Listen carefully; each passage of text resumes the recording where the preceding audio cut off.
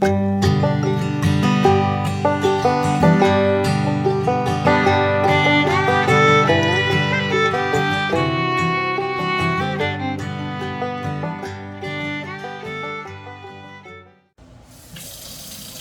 morning, everybody.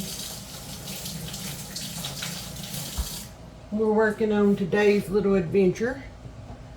We're canning up sweet potatoes, and I am raw packing these sweet potatoes.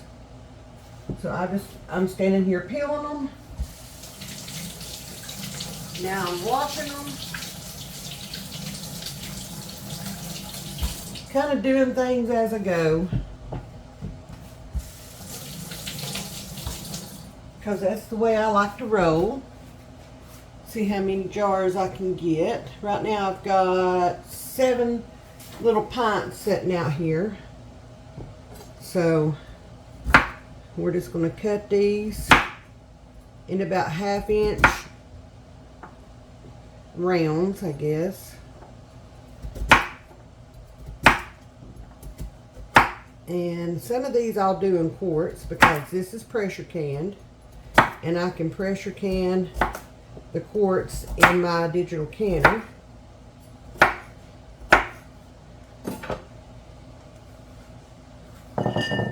So that's how we're going to do this today. Now you can put these in, if you want to hot pack these, you can put these in some boiling water for about 10 to 15 minutes and then take the skins off. I hear my kitchen helper coming through here. No, maybe not. He's gone. After we get all of our jars packed up, then we're going to make a simple syrup brine. That's what I call it anyway. To pour over these before we put them in the canner.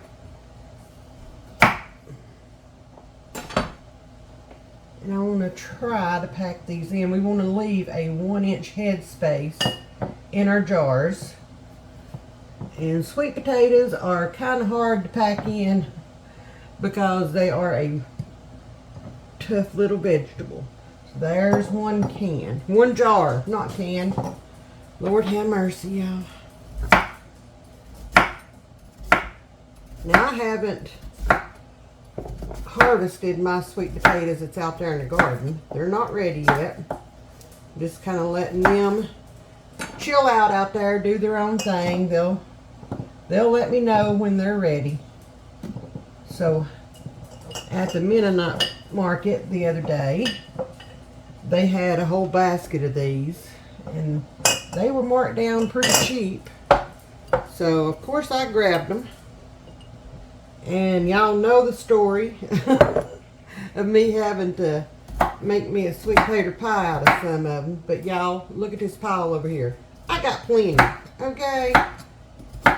Those 3 that I used for my sweet potato pie that didn't even make a dent in it, did not. I got plenty. So, whoop. We're just going to get these jars packed up. Get these potatoes peeled first and foremost, and then get these jars packed up. And then we will get our brine made, whatever you want to call it, and we will get these in the canner. Pleasure, nothing ever lasts forever.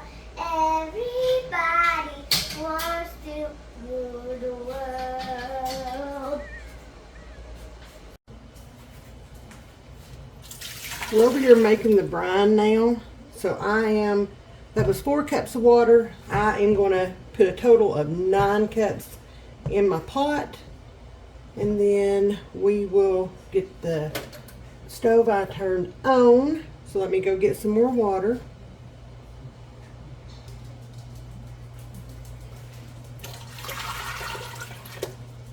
There's 8. There's 9.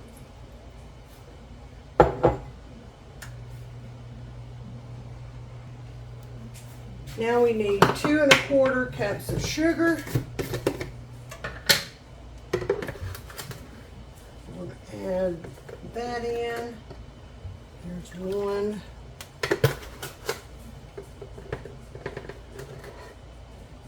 2 and 1/4. Now we're just going to stir this together. We just want to heat this up, let the sugar dissolve, kind of like I'm making a simple syrup.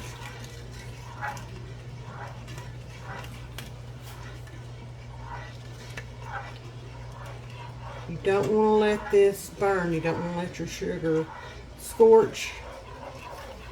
So you want to make sure you stir it in good. My water was hot when I put it in here to give the sugar a head start. That's just how I do it. That doesn't mean you have to do it like that. You do it however you want to in your kitchen. But speaking of in your kitchens, quick question. Do y'all listen to music when you're in the kitchen, whether it be when you're canning or when you're cooking or whatever it is you may be doing in there? Do y'all listen to music? And if you do, what kind of music do you listen to?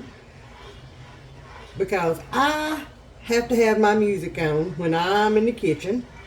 I have to have my music on, and I only pause it for when I record for y'all, because I don't want to get a copyright infringement. So, and what kind of music do y'all think I listen to when I'm in the kitchen? Answer in the comments, and at the end of this video I'll answer that question. Y'all might be surprised. Y'all just might be surprised. So I've got my 1, 2, 3, 4, 5, 6, 7. I've got my 7 pints full over there, and I've still got some sweet potatoes left over. And I'm trying to decide if I want to go ahead and finish the sweet potatoes doing it this way, or if I want to make something different. I don't know yet. I'll be honest with y'all. I don't know. I'm thinking maybe some sweet potato butter. That sounds really good to me, and it sounds like the taste of fall, and it just sounds, I don't know, it sounds amazing. So, and it'd be really good when it starts getting cold around here. We're not there yet, you know, we're still in the 90s around here, but it'd be good. I'm thinking about it. I'm deciding.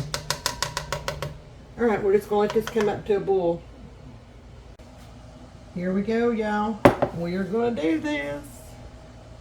Turn y'all around a little bit so you can see. What am I doing here? Oh no. Oh.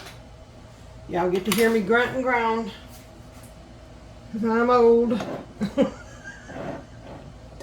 Alright, so we're going to put our funnel in here, and we are just going to add our simple syrup into the jars. We want to leave a 1-inch headspace on these. Always, always follow your headspace instructions. That's how you stay safe when canning. Now I'm going to debubble. Just going to take this, go down the sides. You can see the little bubbles coming up. Now we want to check our headspace.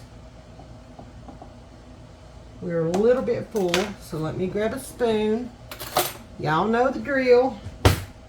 Ain't nothing new about this around here. I'm just going to put that over there in the other jar. Oh.